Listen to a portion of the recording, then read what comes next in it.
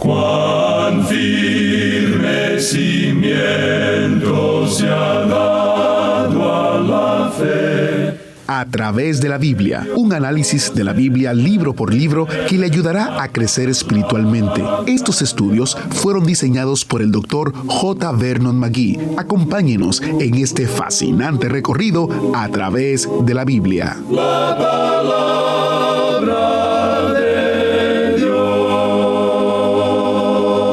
Si usted se reconoce como un pecador destinado al infierno, entonces necesitará un Salvador con destino al cielo. Eso es lo que nuestro maestro Samuel Montoya nos dice en el programa de hoy. Bienvenido a través de la Biblia, el programa donde conocemos a Dios en su palabra. Soy su anfitrión, Heiel Ortiz, dándole la bienvenida a bordo del autobús bíblico mientras nuestro estudio en el Evangelio de Lucas continúa en los capítulos 13 y 14. Durante este mes, gracias a las ofrendas y donaciones de oyentes como usted, ponemos a su disposición el comentario del Evangelio de Lucas. El comentario sobre Lucas presenta al perfecto y divino Hijo de Dios como nuestro gran sumo sacerdote, cercano a nuestras dolencias, lleno de misericordia y amor y dispuesto a ayudarnos. De los 4 evangelios, el de Lucas ofrece la narración histórica más completa de la vida de Cristo. Todos los comentarios del Dr. McGee están basados en las transcripciones de los estudios diarios que se escuchan en el programa. Descargue gratuitamente este comentario en atravesdelabiblia.org/recursos. atravesdelabiblia.org/recursos. Para nuestros oyentes que viven en los Estados Unidos, tenemos una cantidad limitada de versiones impresas de este comentario. Obtenga el suyo con tiempo, llamándonos al 1-800-880-5339 y le enviaremos un ejemplar sin costo alguno para usted. Recuerde que los recursos impresos están disponibles solo en el territorio de los Estados Unidos y tenemos cantidades limitadas. Encuentre todos los detalles visitando atravesdelabiblia.org/recursos. Ahora vamos a orar y dedicar este tiempo al Señor. Padre Celestial, te damos gracias porque podemos estudiar tu palabra. Te pedimos entendimiento y sabiduría mientras oímos la enseñanza que viene de la Biblia. Te pedimos que la hagas viva y activa en nuestras mentes y en nuestros corazones, de manera tal que podamos responder a ella conforme a lo que tú esperas. En el precioso nombre de Jesús oramos y te lo pedimos. Amén. Y ahora, abra su Biblia o encienda su Biblia si puede en Lucas capítulo 13, versículo 18, porque estamos iniciando nuestro recorrido bíblico de hoy con las enseñanzas del Dr. McGee en la voz de nuestro maestro Samuel Montoya. Continuamos hoy, amigo oyente, nuestro recorrido por el Evangelio según San Lucas. En nuestro estudio de hoy comenzaremos leyendo los versículos 18 y 19 de este capítulo 13 de este Evangelio de San Lucas, donde nuestro Señor Jesucristo continúa hablando y nos presenta la parábola de la semilla de mostaza. Leamos entonces estos versículos. Y dijo, ¿a qué es semejante el reino de Dios y con qué lo compararé? Es semejante al grano de mostaza que un hombre tomó y sembró en su huerto, y creció y se hizo árbol grande, y las aves del cielo anidaron en sus ramas. La semilla de mostaza simboliza lo que algunos llaman la iglesia visible, con sus organizaciones y sus denominaciones multiplicadas. La semilla de mostaza normalmente es una hierba y cuando más un arbusto, pero no un árbol. Y esto es lo que pasa en la iglesia. En lugar de darle un segundo plano a sus organizaciones, hay realmente un crecimiento anormal que ha sido demasiado grande y rápido. Han perdido su verdadero carácter y razón de ser y han llegado a ser demasiado grandes. Las aves son la clave de esta parábola. Representan al diablo, quien está activo en medio de la cristiandad e inclusive en muchas de las llamadas iglesias. Ahora leamos los versículos 20 y 21 donde encontramos la parábola de la levadura. Y volvió a decir, ¿a qué compararé el reino de Dios? es semejante a la levadura que una mujer tomó y escondió en 3 medidas de harina hasta que todo hubo fermentado. Tal como lo hemos dicho en estudios anteriores, la levadura no representa al Evangelio, sino un principio de maldad. La levadura nunca significa algo bueno en la Biblia. La palabra levadura ocurre unas 98 veces en la Biblia, unas 75 veces en el Antiguo Testamento y unas 23 veces en el Nuevo Testamento. Siempre se usa en un sentido malo. Dice, por ejemplo, en Éxodo 12:15, 7 días comeréis panes sin levadura, y así el primer día haréis que no haya levadura en vuestras casas, porque cualquiera que comiere leudado, desde el primer día hasta el 7º, será cortado de Israel. Y ahora pasemos al versículo 22 de este capítulo 13 de Lucas. Pasaba Jesús por ciudades y aldeas enseñando y encaminándose a Jerusalén. Jesús se encamina a Jerusalén. Lucas ya nos ha dicho allá en el capítulo 9, versículo 51, que cuando se cumplió el tiempo en que él había de ser recibido arriba, afirmó su rostro para ir a Jerusalén. Avanza prontamente hacia la cruz. Este iba a ser el último viaje del Salvador. Y luego tenemos la parábola de la puerta estrecha y el lamento de Jesús sobre Jerusalén, que solo leeremos sin comentarios, ya que tratamos estos 2 pasajes al estudiar los pasajes paralelos en el Evangelio según San Mateo. Leamos desde el versículo 23 hasta el 30 de Lucas capítulo 13. Y alguien le dijo, Señor, ¿son pocos los que se salvan? Y él les dijo, esforzaos a entrar por la puerta angosta, porque os digo que muchos procurarán entrar y no podrán. Después que el padre de familia se haya levantado y cerrado la puerta, y estando fuera empecéis a llamar a la puerta diciendo, Señor, Señor, ábrenos, él respondiendo os dirá, no sé de dónde sois. Entonces comenzaréis a decir, delante de ti hemos comido y bebido, y en nuestras plazas enseñaste. Pero os dirá, os digo que no sé de dónde sois. Apartaos de mí todos vosotros, hacedores de maldad. Allí será el llanto y el crujir de dientes cuando veáis a Abraham, a Isaac, a Jacob y a todos los profetas en el reino de Dios, y vosotros estéis excluidos. Porque vendrán del oriente y del occidente, del norte y del sur, y se sentarán a la mesa en el reino de Dios. Y aquí hay postreros que serán primeros, y primeros que serán postreros. Y acercándonos al final de este capítulo 13 de Lucas, escuchemos a Jesús confirmar una vez más su determinación de ir a Jerusalén.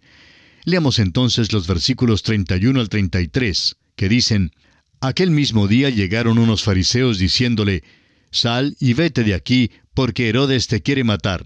Y les dijo, Id y decid a aquella zorra, he aquí echo fuera demonios y hago curaciones hoy y mañana, y al 3er día termino mi obra.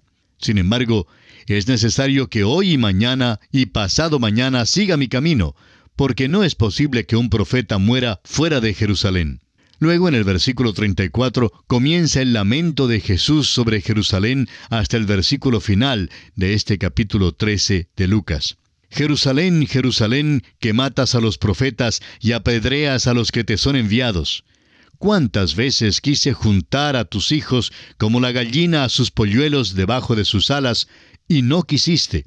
He aquí vuestra casa os es dejada desierta, y os digo que no me veréis hasta que llegue el tiempo en que digáis, bendito el que viene en nombre del Señor. Y así, amigo oyente, concluye el capítulo 13 del Evangelio según San Lucas. Y pasamos ahora al capítulo 14. En este capítulo encontramos que Cristo sana a un hidrópico en el día de reposo. Enseña la humildad y el agasajar a los pobres. Da la parábola de la gran cena. Enseña lo que cuesta seguir a Cristo como discípulo y enseña en cuanto a la sal que ha perdido su sabor. Solo el Dr. Lucas relata la ocasión cuando Jesús comió en casa de uno de los fariseos principales, donde les da al anfitrión y a los convidados una lección sobre la etiqueta en la parábola devastadora del convidado ambicioso. También hay 2 parábolas más en este capítulo que no aparecen en ninguno de los otros evangelios. Son la edificación de una torre y la de un rey preparándose para hacer guerra. En este capítulo 14, Jesús cena de nuevo. Ya hemos visto un caso cuando Jesús cenó en casa de un fariseo. Allí una prostituta ungió sus pies. Había allí 2 ejemplos extremos de la raza humana. El uno era fariseo y ella era prostituta. Él se consideraba de lo más elevado en su moralidad, mientras que ella había estado en las profundidades de la inmoralidad. Él era producto de la religión, mientras ella era producto de la vida del vicio. El fariseo se sentó mientras que ella permaneció en pie. El fariseo estaba ofendido por la presencia de esta prostituta y ella está turbada. Él es crítico y ella siente desdén hacia él. Ella llora. Él se siente superior y ella se siente inferior. Él es del alto rango de la sociedad, pero ella es del rango bajo. Él representa lo mejor, pero ella representa lo peor. Él era famoso, pero ella tenía mala fama. Él procedía de la mejor parte del pueblo, pero ella vino del barrio pobre. Sobre el nivel moral, él es mejor que esta mujer, y ninguno que lee esta historia dudará eso. El Señor, sin embargo, le perdonó mucho a ella. A quien le perdona mucho, ese amará mucho al Señor. La medida de su salvación, amigo oyente, es la medida de su pecado. Lo que usted piensa en cuanto a Cristo es lo que piensa de sí mismo como pecador. Si usted es un pecador pequeño, entonces necesita de un Salvador pequeño. Pero si usted se reconoce como un pecador destinado al infierno, entonces necesitará un Salvador con destino al cielo. Bueno, Jesús cena de nuevo y esta vez nos vamos a gozar. Leamos el primer versículo de este capítulo 14 de Lucas. Aconteció un día de reposo que, habiendo entrado para comer en casa de un gobernante que era fariseo, éstos le acechaban. Tenemos que confesar que si un fariseo nos hubiera convidado a cenar en el día de reposo, hubiéramos rehusado ir. Este fariseo solo quería espiar al Señor. Este primer versículo provee el medio ambiente, el tono y el color de la situación. Fue el preludio antes de la cena lo que causó la tensión. Ahora el versículo 2 dice, «Y he aquí estaba delante de él un hombre hidrópico». Una trampa había sido puesta para atrapar al Señor. Creemos que este hombre había sido colocado allí premeditadamente para atrapar al Señor. Pero fíjese usted lo que el Señor hace.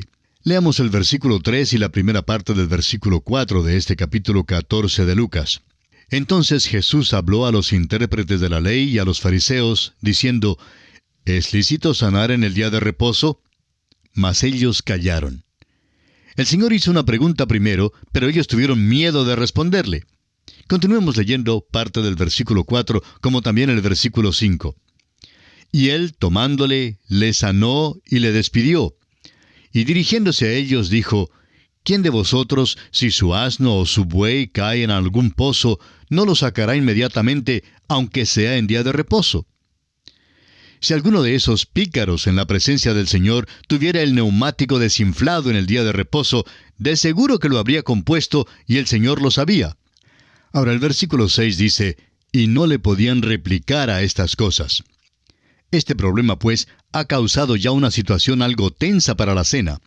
Avancemos algo más, leyendo los versículos 7 y 8 de Lucas capítulo 14.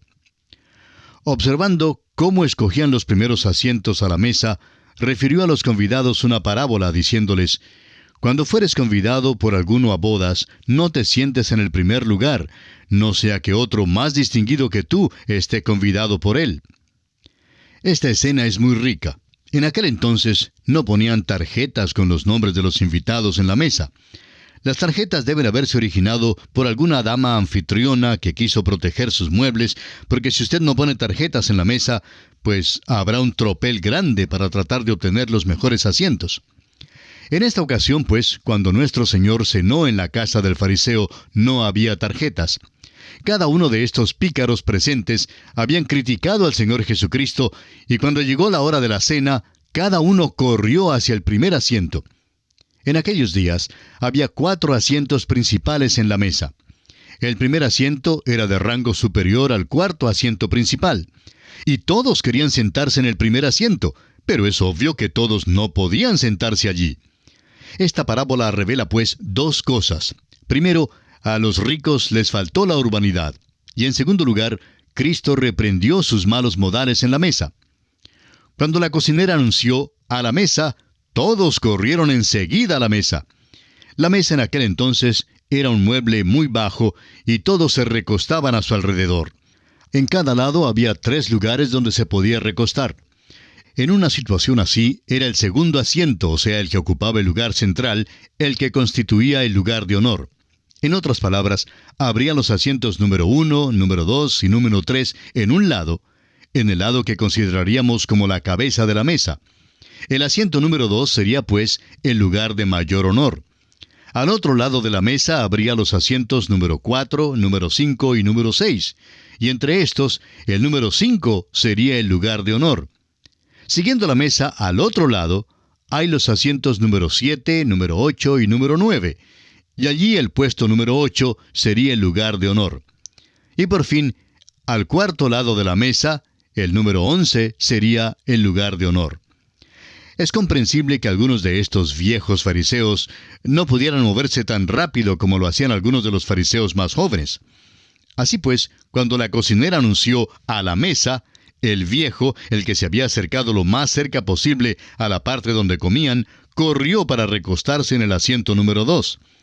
Pero uno de los fariseos más jóvenes llegó antes que él y por tanto se volvió rápido para tratar de alcanzar el asiento número 5. De nuevo llegó demasiado tarde porque alguien ya estaba allí. Así que con prisa trató de llegar al número 8, pero tampoco llegó a tiempo.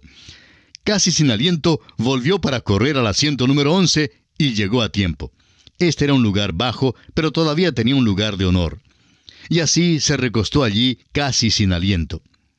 ¿Puede usted imaginarse, amigo oyente, lo cómico que debe haber sido observar a estos hombres corriendo lo más rápido posible para tratar de llegar a los lugares de honor? Ahora leamos los versículos 9 y 10 de Lucas capítulo 14. Y viniendo el que te convidó a ti y a él, te diga, da lugar a éste, y entonces comiences con vergüenza a ocupar el último lugar. Mas cuando fueres convidado, ve y siéntate en el último lugar, para que cuando venga el que te convidó te diga, amigo, sube más arriba. Entonces tendrás gloria delante de los que se sientan contigo a la mesa. El Señor Jesús le dijo a este grupo que cuando uno es convidado a una cena, no se debe lanzar hacia el lugar de honor. El anfitrión puede estar pensando en otra persona para sentarse en el lugar en que uno se ha sentado, y entonces tendrá que venir y decirle, tenga la bondad de pararse e ir a otro puesto más bajo. Aquí se va a sentar otro. Para llegar al lugar más bajo, amigo oyente, todo lo que necesita hacer es mudarse un solo puesto, pero es una acción humillante que da pena. Si es que le convidan, pues, a una cena, siempre vaya al lugar más bajo. No tendrá ninguna dificultad en alcanzarlo, porque ningún otro tratará de llegar allí. Luego, cuando llegue el anfitrión y vea dónde se sienta usted, dirá, usted es el convidado de honor. Tenga la amabilidad de sentarse en este lugar de honor. Y entonces otro tendrá que cambiar su puesto. Esta es la buena etiqueta y es exactamente lo opuesto a la conducta que acaba de demostrar este grupo. Nuestro Señor saca en claro un gran principio de este incidente. Leamos el versículo 11 de Lucas capítulo 14. Porque cualquiera que se enaltece será humillado, y el que se humilla será enaltecido. Ahora el Señor corrige al anfitrión. Leamos los versículos 12 al 14. Dijo también al que le había convidado, cuando hagas comida o cena, no llames a tus amigos, ni a tus hermanos, ni a tus parientes, ni a vecinos ricos, no sea que ellos a su vez te vuelvan a convidar y seas recompensado. Mas cuando hagas banquete, llama a los pobres, los mancos, los cojos y los ciegos, y serás bienaventurado, porque ellos no te pueden recompensar, pero te será recompensado en la resurrección de los justos.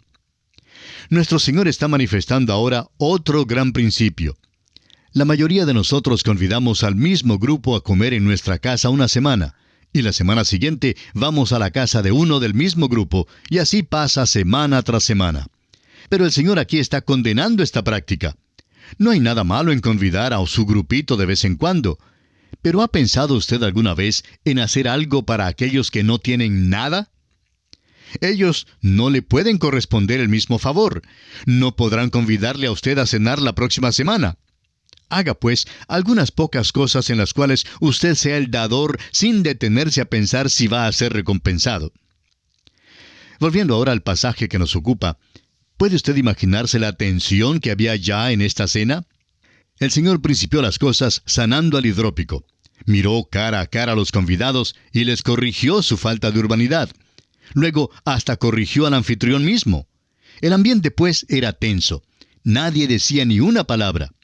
Ahora el versículo 15 nos dice: oyendo esto, uno de los que estaban sentados con él a la mesa le dijo: bienaventurado el que coma pan en el reino de Dios. Sin duda este hombre tenía la costumbre de expresarse con palabras altisonantes y piadosas. En aquel momento delicado de silencio, cuando todo estaba tan tirante, un viejo pícaro habló diciendo: bienaventurado el que coma pan en el reino de Dios. Ojalá pudiéramos nosotros haber estado allí y le habríamos preguntado: ¿qué quiere decir usted con eso? Dudamos que pudiera habernos dicho lo que realmente quería decir. Su declaración no fue nada más que una piadosa frase ya gastada. Se oye decir muchas pero grulladas piadosas en nuestros círculos conservadores de hoy en día, y hasta nos cansa oírlas. Es cosa maravillosa alabar al Señor, pero a veces llega a ser algo fastidioso cuando una persona constantemente repite la misma frase, gloria a Dios o aleluya, pero realmente no alaba al Señor. Cuidémonos, pues, de usar las frases piadosas ya gastadas. El Señor se volvió, pues, hacia este pícaro, y creemos que sus ojos se encendieron con ira al hablarle. Leamos los versículos 16 y 17 de este capítulo 14 de San Lucas. Entonces Jesús le dijo: un hombre hizo una gran cena y convidó a muchos. Y a la hora de la cena envió a su siervo a decir a los convidados: venid, que ya todo está preparado. La parábola de la gran cena tendría interés especial para todos los convidados a esta cena porque se relacionaba con una ocasión similar a esta. Era costumbre de enviar invitaciones a tales cenas con mucha anticipación, pero al llegar el día de la cena, la costumbre era enviar otra invitación personal. Dios, amigo oyente, ya ha puesto en circulación una invitación a toda la humanidad. ¿Qué hará el hombre con ella? La invitación de Dios es para recibir la salvación. Este banquete de Dios es solo por invitación. Por tanto, usted no puede comprar una invitación a la fiesta. Usted solo puede venir a esta cena por medio de la gracia de Dios. El apóstol Pablo, escribiendo a los Efesios, dice en el capítulo 2 de su carta, versículos 8 y 9, «Porque por gracia sois salvos por medio de la fe, y esto no de vosotros, pues es don de Dios, no por obras, para que nadie se gloríe». La condición para poder asistir al banquete es aceptar el don de Dios. Lo único que excluirá del cielo a cualquier ser humano es su negativa a aceptar la invitación. Esta invitación dice: venid, que ya todo está preparado. Con esta parábola, el Señor Jesús le dice al fariseo: tú dices, bienaventurado el que coma pan en el reino de Dios. Pero lo que dices no son más que tonterías habladas en lenguaje que suena piadoso.